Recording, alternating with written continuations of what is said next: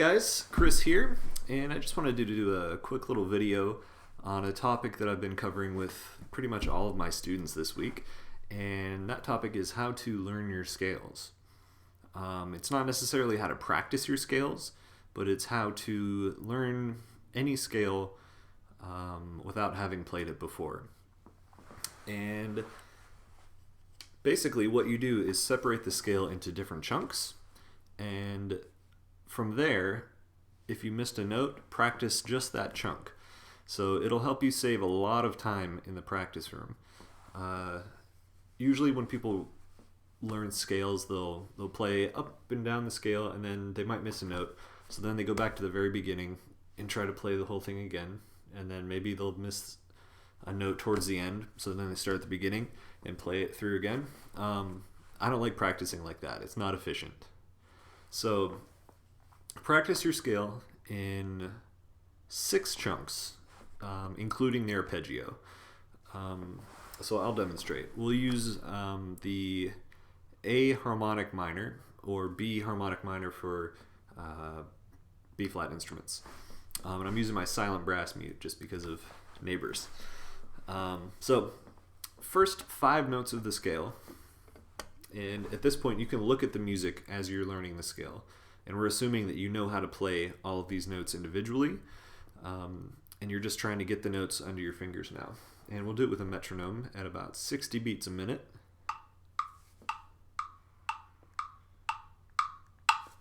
Here we go.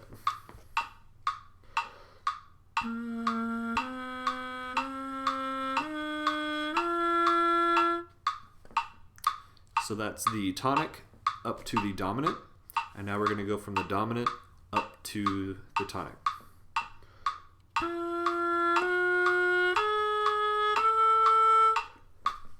And now we start at the top tonic and go down to the dominant.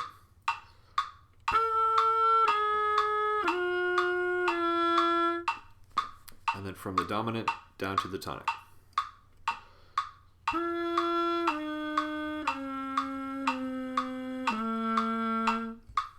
From there, play your ascending arpeggio. And then your descending arpeggio.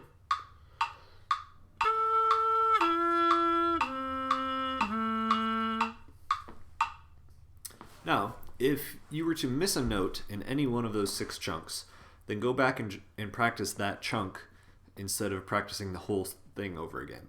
Don't waste time practicing the stuff that you can already play. Just practice the stuff that you can't play.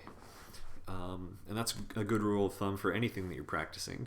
We like to practice the things that sound good instead of practicing the things that sound bad, so that those eventually sound good. So let's say I missed a note at the bottom of the descending part of the scale. So I'll miss a note on purpose.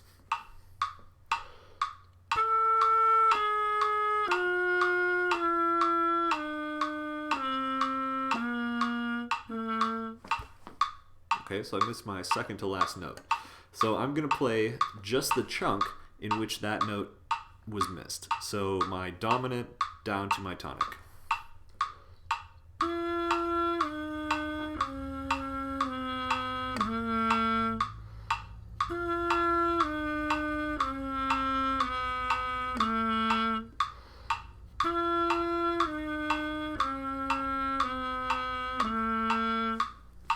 Now, if I were to miss that again, I would restart that count. So I'm trying to practice it like 3 times in a row without missing a note. If you miss a note, again, restart the count, and maybe you'll end up practicing it correctly 15 times before you play it 3 times in a row correctly. But that's the efficient way to practice that. So do what you just did, but now without looking at the music. So play the first 5 notes again.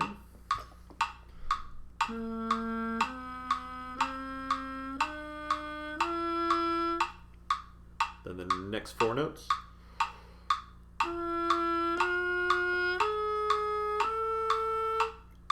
Then tonic down to dominant.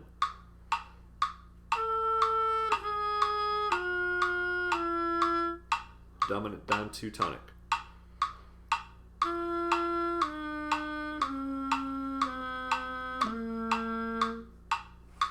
And then the arpeggio.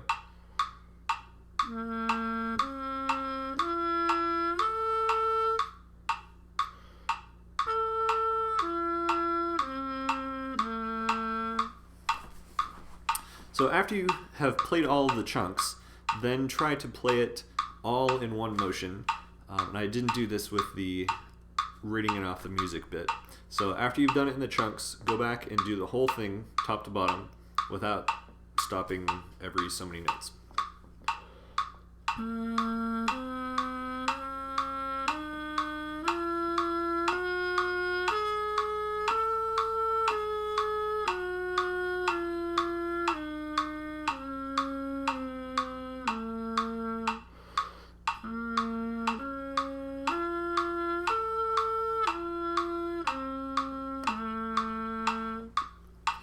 So again, if you miss one of the notes, only practice that chunk where the note was incorrect, and then go back and play the entire thing, and I can almost guarantee that you're going to get it after you've done it that way, instead of practicing.